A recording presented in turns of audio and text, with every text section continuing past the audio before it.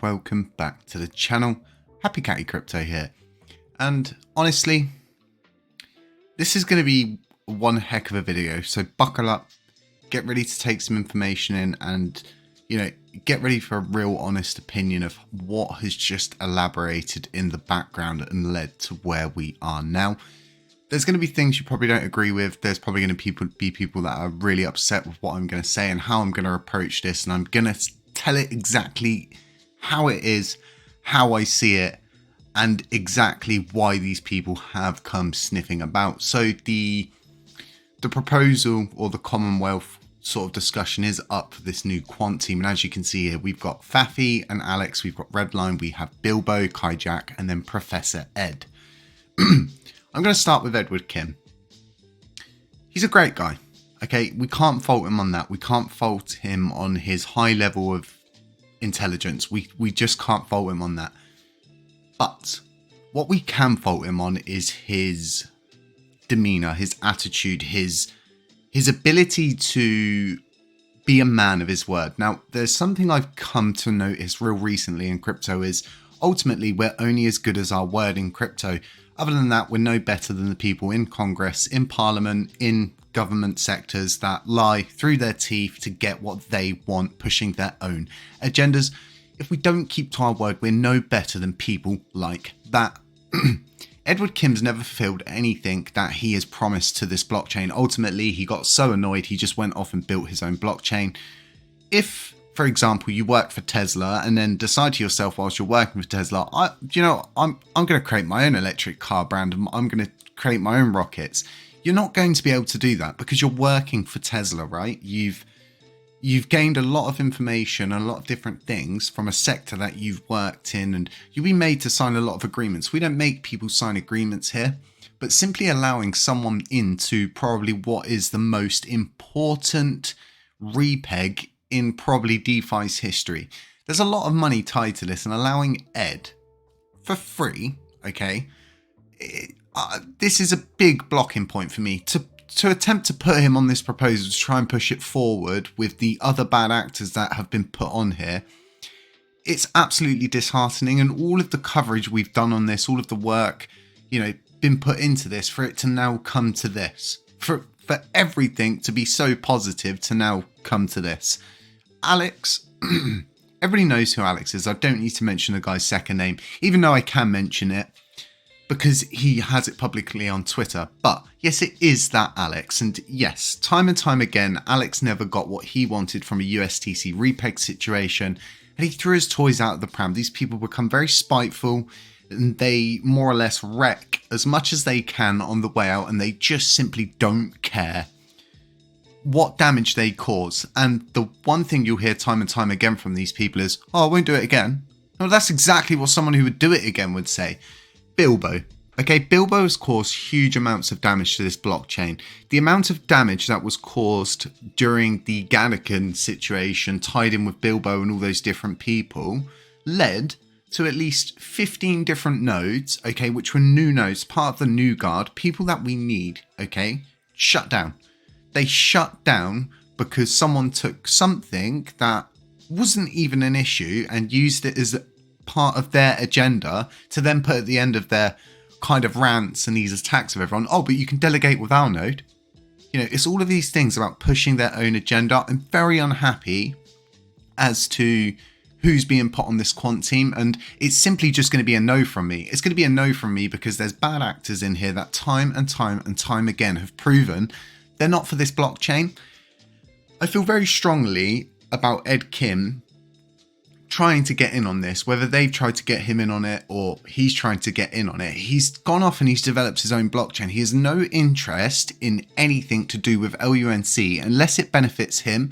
And I think people need to start to understand that these high intelligence people, they're so smart, they likely look down on us a lot of the time. Getting answers out of Ed Kim it's near to impossible unless you're of a certain level of intelligence. And I see issues already. I already see Alex not getting his way because he doesn't agree with something possibly that Redline has envisioned or Faffy has envisioned, and all of a sudden, boom, He does exactly what he's done time and time again, throwing his toys out of his pram, become destructive, and we've seen this happen. We've had podcasts with Tobias where he's saying, you know, no, Alex is a really good guy, all these different things, and then 2-3 weeks later, Alex is the worst guy in the world and he's done all these different things. You know, I don't want us to even have to think to be in these positions. It should not be happening. We should be at a point now, a year down the line, where we know that these people are bad actors, and bad actors will be bad actors.